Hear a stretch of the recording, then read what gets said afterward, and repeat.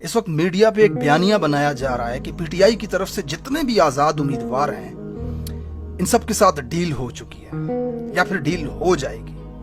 यानी पीटीआई का वोट लेकर के जब वो जीतेंगे तो उसके बाद वो पीडीएम के साथ शामिल कर दिए जाएंगे, जैसे हॉर्स ट्रेडिंग इस मुल्क के अंदर होती रही है वो होगी, या फिर उनके साथ डील की जाएगी और वो पीटीआई के साथ एक बार फिर धोखा कर देंगे जैसे पहले होता रहा।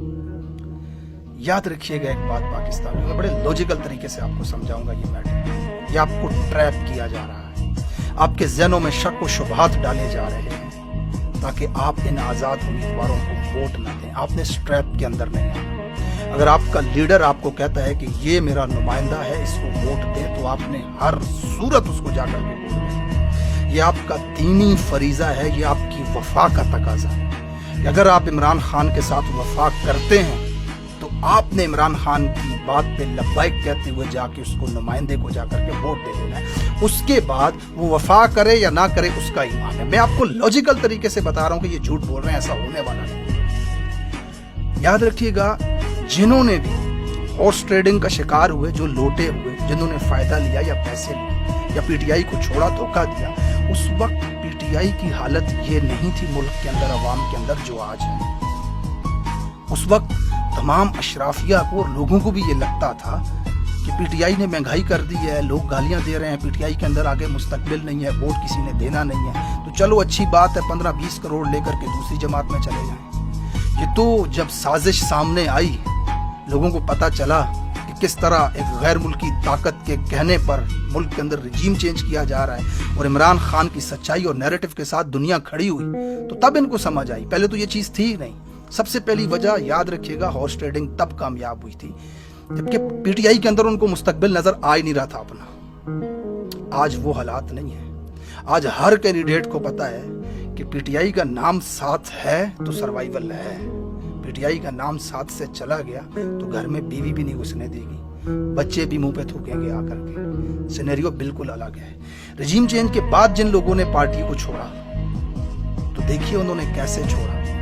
उन्होंने आकर के प्रेस कॉन्फ्रेंसेस की कि हम सियासत से दस्तबरदारी का ऐलान करते हैं। वो पीटीआई के खिलाफ खड़े होना ही नहीं चाहते, सिवाय चंद एक फसली बटेरे जिनका सियासत के अंदर कोई स्टेक था ही नहीं। उन्होंने जाकर के कोई दूसरी जमात ज्वाइन की हो तो अलग बात है। अक्सरियत ने सियासत से ही दस्तबरदार कर दिया, उनके ऊपर इस लेवल का प्रेशर था।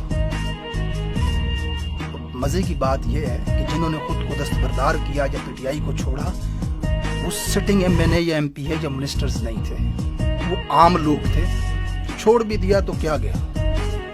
इलेक्शंस के बाद ये जो जीतने वाले हजरात होंगे पीटीआई के बैनर के साथ, पीटीआई के झंडे के साथ, ये एमएनए और एमपीएस होंगे, याद रखिए। और रात को अगर ये 8 फरवरी की रात को 1 लाख, 1.5 लाख, 2 लाख 70,000 वोट हल्के का लेकर के मुंतखब होते हैं, तो अगली सुबह मुझे जाकर के बताएं पीटीआई के साथ धोखा कैसे करें। और उसके बाद एक और बड़ी अहम बात कि ये तमाम के तमाम उम्मीदवार इस वक्त सिर्फ इस बात पे वोट ले रहे हैं कि कुरान पाक पर हल्फ उठा करके, वीडियोस बना करके, जलसों में खड़े होकर के, अल्लाह के कलाम पे हाथ रख करके इमरान खान से वफादारी का दावा करते हैं। तो ये मुमकिन बात नजर नहीं आती।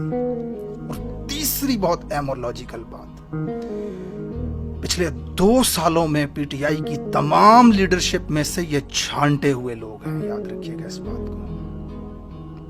जिन्होंने छोड़ना था वो छोड़ गए, जिनके मफाद थे उन्होंने मफाद दिखा दिए, जिन्होंने भागना था वो भाग गए।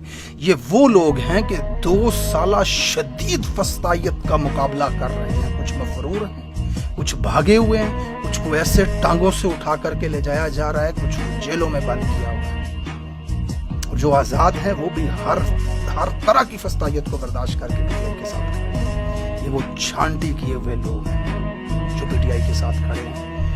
तो हॉर्स ट्रेडिंग का शिकार होना इनमें से चांसेस बिल्कुल भी नहीं है। आपने एक बार फिर आपसे कहूँगा, इमरान खान को अगर आप अपना लीडर मानते हैं तो उसकी आवाज़ पे लब्बैक कहते हो, उसके मुंतखब नुमाइंदे को आपको जाकर के वोट डालना है। इनके किसी ट्रैप में आप नहीं।